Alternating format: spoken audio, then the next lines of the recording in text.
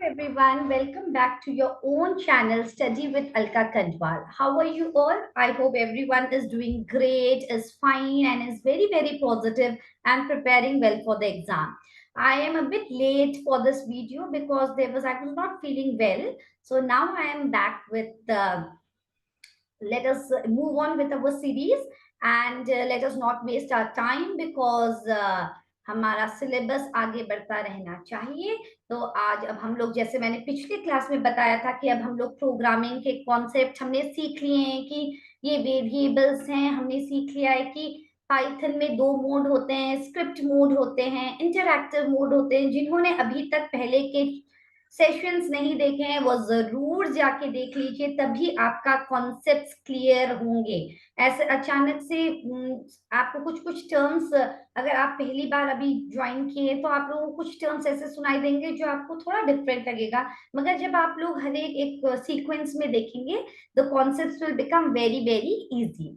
So those who have not yet liked, shared and subscribed to my channel, please like it, share it, and do subscribe it so that I also feel motivated and I will bring the videos with all the concepts and we will cover all the syllabus of 11th as well as 12th. So let us start with today's session. So here we go with today's session.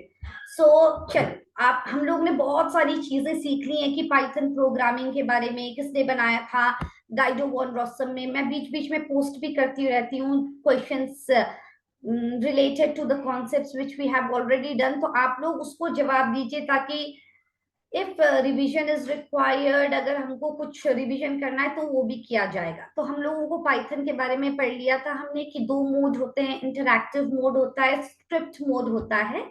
Interactive mode को हम लोग immediate mode भी बोलते हैं and script mode तब हम use करते हैं जब हमारा प्रोग्राम थोड़ा बड़ा हो और हमको सेव करना हो।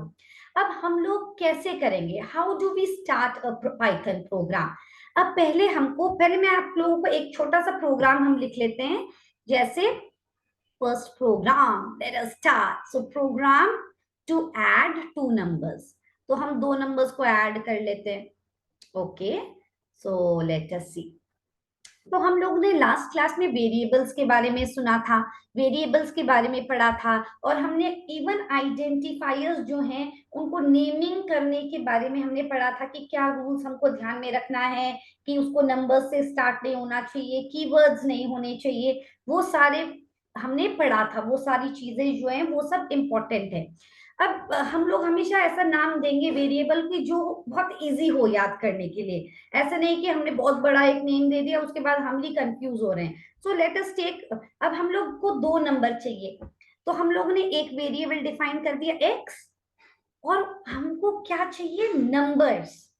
अब उन्होंने हमको ये नहीं बोला है कि कैसा नंबर्स हैं, डेसिमल नंबर है या हमको चाहिए इंटीजर नंबर, तो हम लोग फिलहाल इंटीजर ले लेते हैं। So x is equal to int input enter your first number, enter your first number, ये हमने लिखा। अब हमने लिखा y is equal to int input enter your second number, enter your second number, and then we take another variable.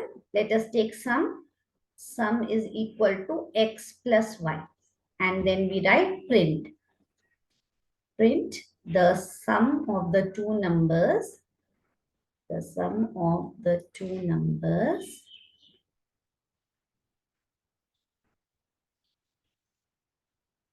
is, where is it stored, sum। अब देखिए, अब हमारा प्रोग्राम कंप्लीट हो गया। See how easy it is, do you realize how easy it is. So okay, let us see. ये first में जो हमने ये फर्स्ट स्टार्ट किया कि हैश से शुरू किया, तो ये है comment line. What is it, it is a comment line. अब इसका यूज क्या होता है कि Python is not doing anything related to the comment. वो हमारे प्रोग्रामर के लिए यूजफुल होता है कि अगर हमने कमेंट लाइंस बहुत लार्ज लार्ज प्रोग्राम्स आगे जाके करेंगे तो हम लोगों के लिए क्लियर होगा कि ये पर्टिकुलर लॉजिक हमने इसके लिए लगाया था।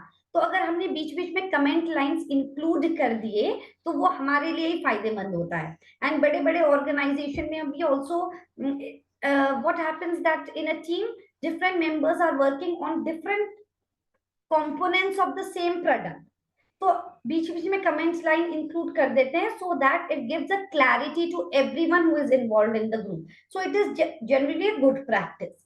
अब हमने क्या किया, एक वेरिएबल डिफाइन कर दिया x और एक वेरिएबल डिफाइन कर दिया y। अब जब हम लोग ये इनपुट फंक्शन लेते हैं, अब ये ध्यान दीजिए कि जो एक ये इनपुट क्या है, एक फंक्शन है, और जो ये इनपुट फंक्शन है वो हमेशा एक स्ट्रिंग की तरह आउटपुट देता है। जैसे अगर मैंने इंट नहीं डाला होता, यहाँ पे इंट नहीं लिखा होता, बस मैंने लिखा होता input enter your first number, so वो अगर मैंने 16 एंटर किया होता तो वो इसको 16 एक स्ट्रिंग की तरह लेता। तो इनपुट फंक्शन क्या करता है, उसको स्ट्रिंग की तरह ले रहा है। तो हमने बोला नहीं, हमको नंबर से काम करना है, तो इसलिए हमने यहाँ पे इंट लिखा, ताकि जो भी नंबर है वो स्ट्रिंग की फॉर्म से कन्वर्ट होके इंटीजर में कन्वर्ट हो, because we need to work with the integer. Now similarly take another number y, int enter your second number, तो जो भी नंबर फॉर एग्जांपल यूजर ने 5 डाल दिया, तो 5 को वो इंटीजर की तरह ले रहा है। And then we have taken a third variable sum. Sum में ये वाला क्या है, अब एक इंपॉर्टेंट ये टर्म्स मैं आपको साथ साथ बताती जा रही हूँ कि इसको बोलते हैं असाइनमेंट ऑपरेटर। अब आप लोग सोचे होंगे ये तो इक्वल टू है, नहीं, इक्वल टू के लिए पाइथन में डबल एस कंपैरिजन के लिए ये यूज किया जाता है। अभी हम लोग क्या कर रहे हैं, यूजर से एक नंबर ले रहे हैं, उसको हम असाइन कर रहे हैं एक वेरिएबल x में। now this is working as an assignment operator, so y ने भी एक वैल्यू ले लिया, sum is equal to x plus 5, sum हो गया and then print the sum of the number, so हमको आउटपुट आ जाएगा the sum of the two number is 16 plus 5 21, the result will be 21। अब जो हमारा यहाँ पे वेरिएबल, अब ये आप लोगों को ध्यान रखना है कि ये सिंटैक्स कि अगर हमने the sum of the two numbers within double quote रखा, सम को मैंने विद इन डबल कोट नहीं रखा क्योंकि मुझे सम की वैल्यू चाहिए। सम कहाँ पे पॉइंट आउट कर रहा है मेमोरी में, मुझे वो वैल्यू चाहिए, इसलिए मैं इसको डबल कोट में नहीं रखूंगी। अगर मैंने इसको डबल कोट के अंदर लिखा होता तो इसका आंसर आ जाता, इसका आउटपुट आ जाता the sum of the two number is sum, क्योंकि तब वो इसको स्ट्रिंग लेता। सो इसलिए हम लोग को वैल्यू चाहिए, so that is why we are taking the sum as the variable. Let us do another program, okay, that brings more clarity to you all. So let us do to find area of a rectangle. So we know that area of the rectangle is nothing but length into breadth. तो फिर एक variable ले लेते हैं, ले लेते हैं length के लिए, एंड हम चाहते हैं कि यूजर एक डेसिमल वैल्यू भी डाल सके। तो हम लोग, अब जैसे हमने पहले इंट डाला था, अब हम डालेंगे float.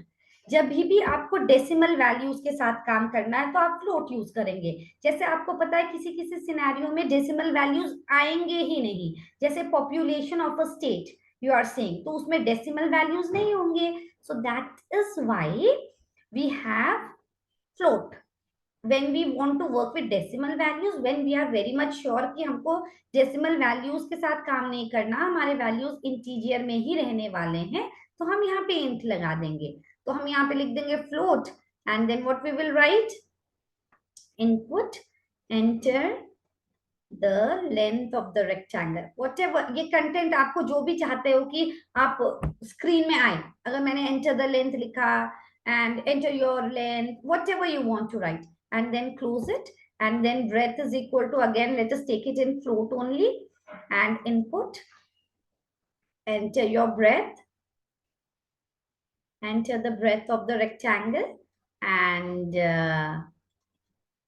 area, take any variable, area भी लिख सकते हैं, a भी लिख सकते हैं, l multiplied, multiplied में मैंने ये क्यों सिंबल बनाया, because this is the multiplication operator in your Python। जो हमारा शिफ्ट और 8 करके हम लोग प्रेस करेंगे, that is the multiplication operator. आगे के क्लास में हम सब ऑपरेटर्स के बारे में बात करने वाले हैं, यूनरी बाइनरी के बारे में तो हमने बात किया था, मगर एक मॉड्यूलस ऑपरेटर होता है, तो ये सब ऑपरेटर्स के बारे में बात करनी बाकी है। So we will just give the statement print the area of the rectangle The area of rectangle is A. Fine. Rectangle is A. अब देखिए, तो ये हो गया हमारा program ready. So just you type in the program in your Python. आप file में जाओ, न्यू में जाओ, टाइप करो F5 प्रेस करो, रन करो. You will see that you will get a message. Enter the length. I will also install it and I will also share. मैं भी आपको करके भी दिखा दूंगी एक बार. So enter the length. You put in the length. Enter the breadth. Enter the breadth, and then it will do the calculation and give you the output. Fine. अब एक और, जैसे हम लोग, अब आप लोग कुछ भी कर सकते हो. Area of the rect. अब सिंपल जो प्रोग्राम है टू फाइंड द, जैसे एक स्टूडेंट है, उसने 5 सब्जेक्ट के मार्क्स अपने एंटर किए, and then you can add them and you can calculate the percentage and display the output. So these simple programs you can start practicing because this is the basic. अब आपको पता चल गया कि अगर मैंने 5 मार्क्स लेने हैं तो मैंने English, Hindi, math, science, SST लेनी है, तो ईएनजी, एमएटी वेरिएबल्स डिफाइन कर लेना अपने हिसाब से, and then do the programming, then do the write it, type it, and then run the program. अब एक प्रोग्राम है, बहुत इंटरेस्टिंग है. अगर दूसरा प्रोग्रामिंग लैंग्वेज होता तो उसमें आप लोगों को थोड़ा सा लॉजिक लगाना पड़ता, but that logic is also interesting. I will tell you about that also. अब जैसे मैंने बोला कि एक वेरिएबल a है जिसका वैल्यू 10 है, और एक वेरिएबल है b जिसका वैल्यू 20 है. अब मैं चाहती हूँ कि आप लोग प्रोग्राम रन करो, a की वैल्यू 20 हो जाए और b की वैल्यू 10 हो जाए. Means we just want to swap the values. Fine, we want to swap the values. तो हम क्या करेंगे, सीधे लिख देंगे. या तो हम ऐसे बोल दें कि a enter the value for the variable a, या तो हमने ऑलरेडी एक वैल्यू डिफाइन कर दिया कि a की वैल्यू 10 है, b की 20 है, और सीधे लिख दीजिए a b is equal to b. बस इतना लिखना है. अब a की वैल्यू 20 हो जाएगी और b की वैल्यू 10 हो जाएगी, and then you can see right print the swapped values are a and b. So see, such simple is the syntax of Python programming language. So that is why it's so famous. Yes, so popular. So just be connected, stay connected. Make sure you all are subscribing to the channel so that we do lots and lots of interesting things and concepts. Let's clear the concepts together, and let's hope we'll meet again soon regularly. So take care everyone. Have a great day and stay connected. Stay tuned everyone. Thank you everyone.